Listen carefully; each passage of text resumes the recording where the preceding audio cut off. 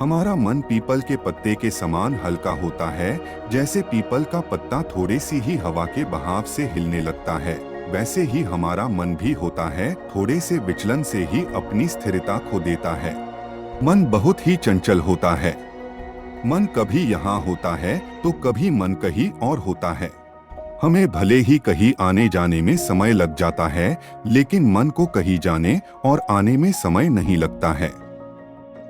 मन की इस आदत के कारण ही बहुत बार कई मुश्किल का जन्म होता है। जब हमें किसी चीज पर ध्यान देना होता है तो मन इधर से उधर भागने लगता है। एक समय की बात है, गौतम बुद्ध अपने शिष्यों के साथ एक सफर पर थे।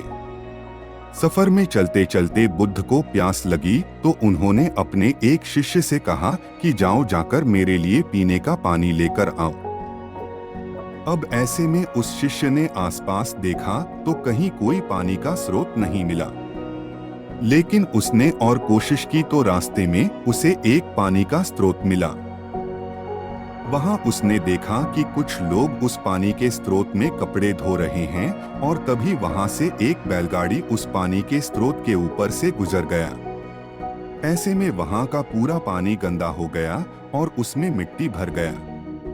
फिर उसने सोचा कि इस गंदे पानी को, मिट्टी से भरे हुए पानी को मैं बुद्ध के लिए कैसे लेकर जा सकता हूँ। तो वह खाली हाथ ही वापस चला गया और गौतम बुद्ध से जाकर यह बात बताई। बुद्ध ने कहा कि ठीक है, हम सब यहाँ इस बड़े से पेड़ की छाया में बैठकर आराम करते हैं। कुछ समय बीता, फिर गौतम बुद्ध ने उसी शिष्य को फिर से पानी लाने को कहा। अब वह शिष्य वापस से उसी पानी के स्रोत के पास गया। वहां जाकर उसने देखा कि वह पानी बिल्कुल साफ था और पीने योग्य था। अब वह शिष्य बुद्ध के लिए वह पानी लेकर गया और उसने वह पानी गौतम बुद्ध को पिलाया। बुद्ध ने सबको यह बात बताई कि जिस तरह से पानी में कीचड़ मिट्टी फैल गई थी, लेकिन उसे थोड़ी समय तक छोड़ देने तक उसका सारा मिट्टी नीचे बैठ गया और वह पानी वापस से साफ हो गया। उसी तरह से हमारा मस्तिष्क भी है। जब हमारा मस्तिष्क अशांत हो तब उसे वक्त देकर उसे शांत करो। हमारा मस्तिष्क भी थोड़े समय के बाद शांत जरूर होगा।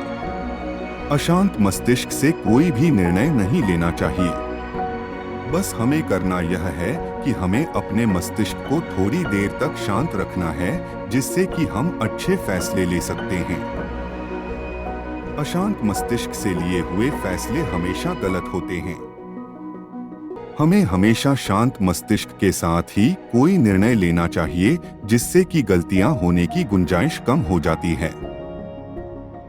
अगर आप अपने भविष्य की चिंता छोड़कर कार्य करते हैं तो आपके सफल होने के चांस ज्यादा है।